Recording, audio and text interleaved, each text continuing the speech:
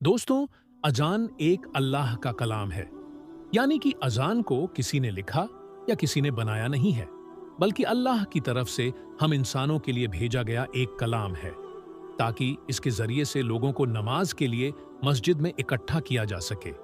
इसी वजह से हर रोज 5 वक्त की अजान दी जाती है। आज पॉलिटिक्स की वजह से भारत का माहौल कुछ ऐसा बन गया है कि जगह जगह पर लोग अजान पर ऐतराज करते हुए नजर आ रहे हैं। ये लोग शायद इस बात को भूल गए हैं कि जब अल्लाह का अजाब आता है तो इंसान को संभलने तक का मौका नहीं मिलता और इंसान तबाह और बर्बाद होकर रह जाता है। आज की इस वीडियो में हम आपको एक ऐसे शख्स के बारे में बताने वाले हैं जो अजान से सख्त नफरत किया करता था। और यही नहीं, एक बार तो उसने अजान देने वाले को गालियां दी और तो और उसे थप्पड़ भी मार दिया और अजान भी बंद करा दी। उसके बाद उस शख्स के साथ जो कुछ हुआ उसके बारे में जानकर यकीनन आप लोग भी हैरान और परेशान हो जाओगे। इसीलिए आज का ये वीडियो आप सभी के लिए बहुत ही खास है। आप हिंदू हो या मुसलमान, आप इस वीडियो को आखिर तक जरूर देखिए और मेहरबानी करके कमेंट बॉक्स में अल्लाहू अकबर जरूर लिखें। दोस्तों, बहुत पहले की बात है, किसी पोस्ट पर एक बहुत बड़ा ऑफिसर था। एक बार किसी खास काम की वजह से उसका तबादला यानी उसका ट्रांसफर मुस्लिम इलाके में हो गया था। इत्तेफाक से उसको वहां पर रहने के लिए जो मकान मिला, उसके करीब में ही एक मस्जिद थी जिसमें 5 टाइम रोजाना अजान दी जाती थी। एक दिन वो ऑफिसर अपने मकान के अंदर सो रहा था कि इतने में मस्जिद में फजर की अजान होने लगी। यानी कि उसके कानों में अजान की आवाज जोर से पड़ने लगी, जिससे उस ऑफिसर की आंखें खुल गईं। ये देखकर उस ऑफिसर को बहुत गुस्सा आया, इसलिए उसने सुबह होते ही उस मुअज्जिन को यानी अजान देने वाले को अपने पास बुलाया और उससे कहने लगा कि कल से सुबह की अजान लाउड स्पीकर में मत देना, क्योंकि मेरा घर मस्जिद के करीब में है और सुबह अजान की वजह से मेरी नींद में खलल पैदा होता है, यानी कि मेरी नींद खराब होती है। यह सुनकर अजान देने वाले मुअज्जिन ने कहा कि साहब, ये तो अल्लाह का कलाम है, इसको सुनकर तो सुबह सुबह दिल को सुकून पहुंचना चाहिए, और अगर मैं सुबह सुबह लाउड स्पीकर में अजान ना दूंगा तो जो बूढ़े बुजुर्ग लोग हैं उनकी आंखें कैसे खुलेगी।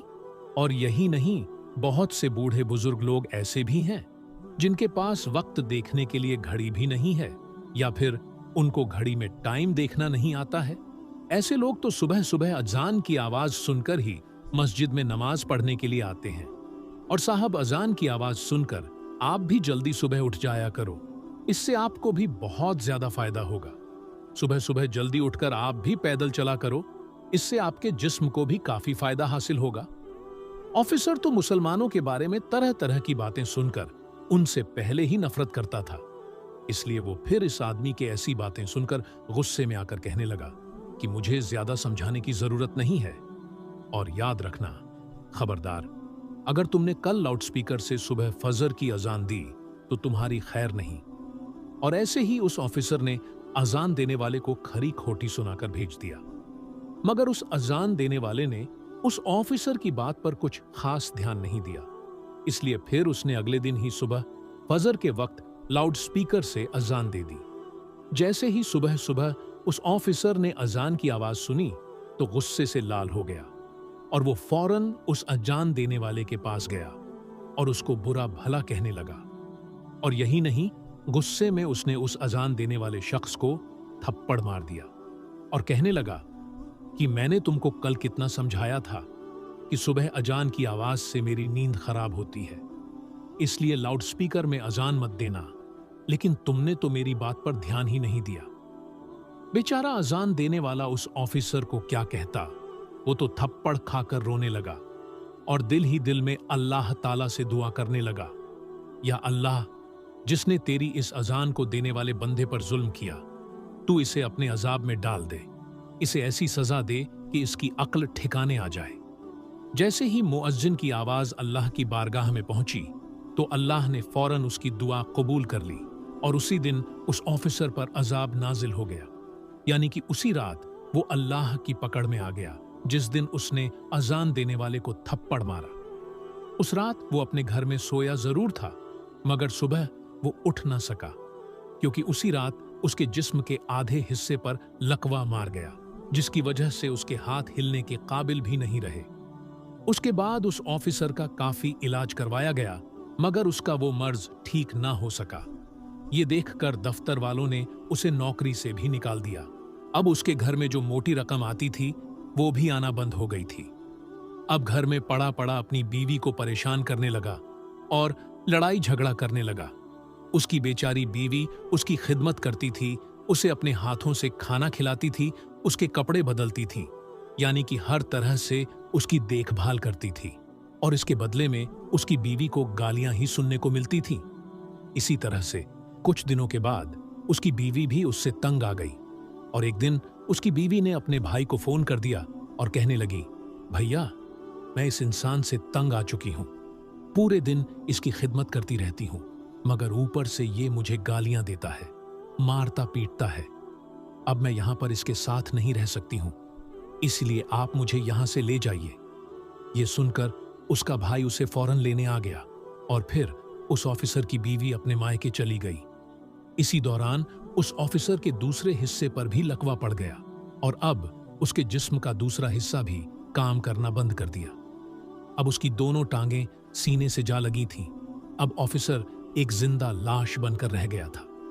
अब ना ही उसके हाथ हिल रहे थे और ना ही उसके पांव काम कर रहे थे, और घर में ना ही कोई उसकी देखभाल करने वाला था। ये देखकर एक दिन उस ऑफिसर का छोटा भाई उसके पास आया और उसे उठाकर अपने घर ले गया। अब ये ना तो खुद उठ सकता था और ना ही खुद के हाथों से खा पी सकता था। अब कौन हर रोज बच्चों की तरह उसकी नजासत धोए? अब कौन इसके कपड़े बदलवाए? ऐसे ही करते करते एक दिन उसके भाई की बीवी भी उससे तंग आ गई और कहने लगी, मुझसे तो ये रोज रोज काम नहीं होगा। ऐसे ही करते करते एक दिन उस ऑफिसर ने किसी बात पर अपने ही उस भाई की बीवी से झगड़ा कर लिया। उसको कोई सख्त बात कह दी। क्योंकि उसकी जबान काबू में नहीं थी, इसलिए उसने अपने भाई की बीवी को गालियां सुना दी। उसकी गालियां सुनकर भाई की बीवी रोने लगी और अपने शौहर से कहने लगी, अब या तो इस घर में तुम्हारा भाई रहेगा या फिर मैं रहूंगी। ये सुनकर भाई ने सोचा कि इस बीमार भाई के चक्कर में मेरी जिंदगी बर्बाद हो जाएगी, इसलिए क्यों ना इसी भाई को यहां से हटा दिया जाएगा। इसीलिए फिर उसने अपने बेटों के साथ मिलकर गुस्से में अपने भाई की चारपाई उठाई और उसको ले जाकर सड़क के किनारे पर रख दिया। दोस्तों, उस वक्त सख्त गर्मी का मौसम था, इसीलिए थोड़ी ही देर में वो सूरज की गर्मी में तपने लगा और उसको पसीना आने लगा। अब उसे जोरों की प्यास भी लग चुकी थी। सुबह से उसने कुछ खाया पिया भी नहीं था।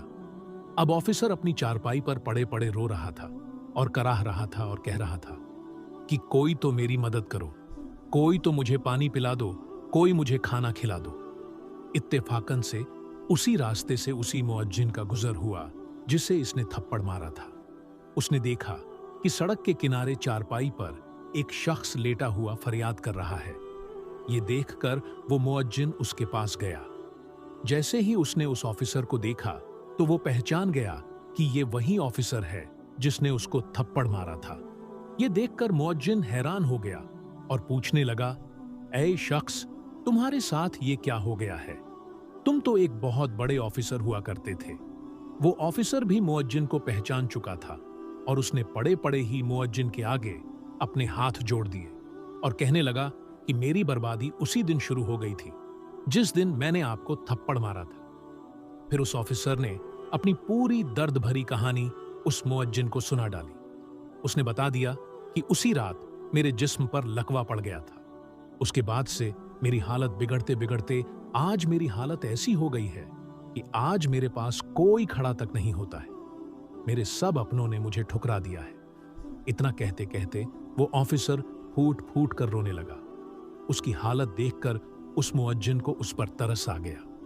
उसने उसको पानी पिलाया और उसके लिए खाना लेकर आया।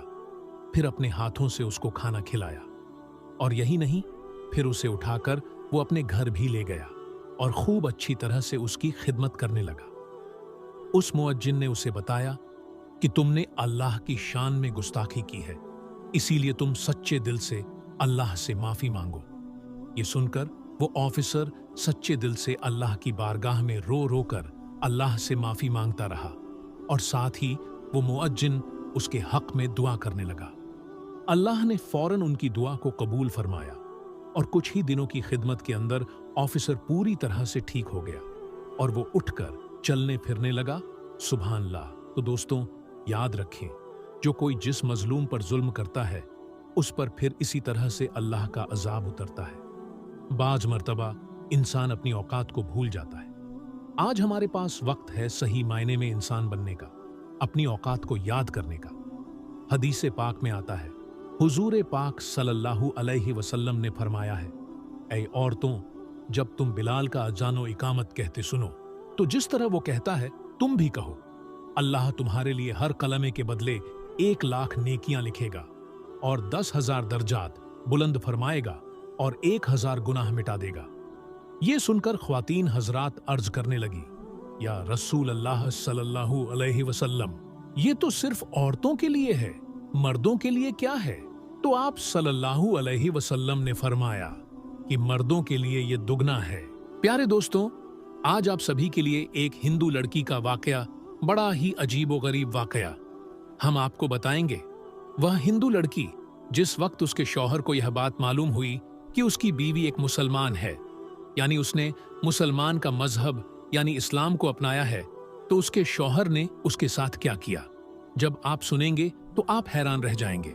दोस्तों, आपको पहले ही बता दूं कि यह वाक्य उत्तर प्रदेश के एक छोटे से गांव का सच्चा वाक्या बताया जाता। जी हां, वही उत्तर प्रदेश जहां के मुख्यमंत्री योगी आदित्यनाथ है।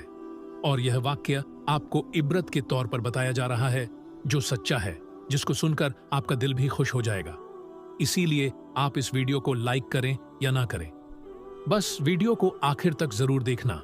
और अगर आपको कुरान मजीद से सच्ची मोहब्बत है तो कमेंट बॉक्स में अल्लाहू अकबर जरूर लिखें। तो चलिए दोस्तों, शुरू करते हैं। प्यारे दोस्तों, यह वाकया उत्तर प्रदेश के एक छोटे से गांव का बताया जाता है। यहाँ पर एक गैर मुस्लिम और मुस्लिम का घर पास पास में था। गैर मुस्लिम के घर में 4 या 5 साल की छोटी सी बच्ची थी। वह पास में ही अपनी एक सहेली के घर पर खेलने के लिए जाया करती थी। जिस तरह से आम घरों के बच्चे अपने आसपास खेलने को जाया करते हैं, वैसे ही यह बच्ची भी अपने पास के घर में खेलने जाया करती थी। पर जिस बच्ची के साथ में यह खेलने जाती थी, वह बच्ची मुसलमान थी। उसकी वालिदा अपने घर में बच्चों को कुरान मजीद पढ़ना सिखाया करती थी। इसीलिए वह लड़की कुछ देर तो अपनी सहेली के साथ में खेलती, उसके बाद में जब उसकी वालिदा अपनी बच्ची को कुरान मजीद सिखाने के लिए बुलाती, तो वह हिंदू लड़की भी उसके साथ में यानी उसके पास में बैठकर कुरान को देखा करती। धीरे धीरे उसका भी मन यानी उसका भी दिल पढ़ने को करने लगा। एक दिन उसने अपनी सहेली की मां से कहा कि चाची, मैं भी पढ़ना चाहती हूं। अब सहेली की मां ने साथ में उसको भी पढ़ाना शुरू कर दिया। हिंदू लड़की ने धीरे धीरे कायदा पढ़ना सीख लिया। फिर बाकायदा कुरान मजीद भी अपनी सहेली के साथ पढ़ना शुरू कर दिया। उस बच्ची ने अपने माँ बाप को इसके बारे में कुछ भी नहीं बताया, यानी कि वह इस बात से अनजान थे। जब मुस्लिम लड़की ने कुरान मजीद पढ़ना मुकम्मल सीख लिया, तब तक यह गैर मुस्लिम लड़की भी पूरा कुरान मजीद पढ़ना सीख ली थी। प्यारे दोस्तों, उसके बाद में एक ऐसा वक्त आया कि वह बच्ची जवान हो गई। माँ बाप ने उस लड़की की शादी एक गैर मुस्लिम हिंदू के साथ तय कर दी। वह इतना ज्यादा कट्टर था कि वह मुसलमानों को देखना तो दूर की बात, मुसलमानों से बात करना भी पसंद नहीं करता था, क्योंकि उसको मुसलमानों के बारे में गलत जानकारी थी। अब उस लड़की की शादी होने लगी। एक दिन वह लड़की अपनी मुस्लिम सहेली की मां के पास गई और उसको कहने लगी कि मैंने आपसे पूरा कुरान पाक पढ़ना सीख लिया, मैंने दिल ही दिल में कलमा भी पढ़ लिया, मगर मैं इसके बारे में अपने घर वालों को कुछ नहीं बता सकती। अगर मैंने उनको यह बता दिया तो घर में कालेश हो जाएगा और मुझे घर से निकाल दिया जाएगा। और अब मेरी शादी भी एक ऐसे इंसान के साथ होने वाली है जो मुसलमानों को देखना भी नहीं चाहता। यह सुनकर उसकी सहेली की मां ने कहा कि बेटी, अगर तुझको कुरान पाक से सच्ची मोहब्बत है तो अल्लाह तबारक व ताला पर भरोसा रखो। अल्लाह ताला तुम्हारी ईमान को जाया होने से जरूर बचा लेगा। उसके बाद में सहेली की वालिदा ने उसके लिए शादी का एक तोहफा तैयार किया। उसको तोहफे के तौर पर कुरान मजीद को तैयार करके देने का इरादा किया। फिर उसके घर जाकर उस लड़की की मां से कहा कि हमने पैकिंग बहुत ही पा भी उसके साथ साथ ससुराल पहुंच गया। उस लड़की ने कुरान को कहीं पर एक बॉक्स में छुपा दिया। अब उसका शौहर जब भी ऑफिस जाता, जब वह घर में अकेली होती, तो वह चुपके से कुरान पाक को निकालती और पढ़ना शुरू कर देती। प्यारे दोस्तों, इस तरह से कई साल गुजर गए, यहां तक कि वह लड़की प्रेग्नेंट हो गई। अब वह सोचने लगी कि मैंने तो अपने ईमान को छुपाया है। जब शौहर घर पर नहीं होते तो मैं कुरान पाक पढ़ लेती हूं, मगर मैं मेरे इस बच्चे का क्या करूं? मेरे बच्चे की ईमान का क्या होगा? यही सोचकर वह अल्लाह से दुआएं मांगती थी कि या अल्लाह कोई ऐसी तरकीब बता कि मैं अपने बच्चे को भी कलमा पढ़ा सकूं। प्यारे दोस्तों, उसको कोई भी ऐसी सूरत नजर नहीं आ रही थी कि वह अपने शौहर के सामने इस बात को बोल सके। मगर अल्लाह की शान देखें, एक दिन उसका शौहर बीमार हो गया और वह हॉस्पिटल में अपना टेस्ट कराने के लिए पहुंच गया। जब डॉक्टर ने उसकी सारी जांच कर ली और जब उसको उसके बीमारी के बारे में बताया गया, तो वह सुनकर परेशान हो गया, क्योंकि डॉक्टरों ने उसको बताया कि उसको कैंसर हो गया है और उसके बचने की उम्मीद खत्म हो गई है। अब वह शौहर यानी वह लड़की का पति हैरान और परेशान अपने घर आया। अपनी बीवी को देखकर रोने लगा और कहने लगा कि तुम बहुत खूबसूरत हो, वफादार हो, मोहब्बत करने वाली हो, नेक हो, लेकिन अब तुम्हारा और मेरा साथ सिर्फ कुछ ही दिनों का है। मेरी जिंदगी सिर्फ 1 महीने की ही और बाकी है। और उसने फिर हॉस्पिटल का तमाम वाकया अपनी बीवी को बता दिया। प्यारे दोस्तों, इस बात को सुनकर उसकी बीवी भी रोने लगी और अपने शौहर को तसल्ली देते हुए बोली कि आप परेशान ना हो, मेरे पास में इसकी एक दवा है और मुझे पूरी उम्मीद कि आप इससे बिल्कुल ठीक हो जाएंगे। मगर आप वादा करें कि मैं जो कुछ भी करूं, इसके बारे में आप मुझसे कुछ सवाल नहीं करेंगे।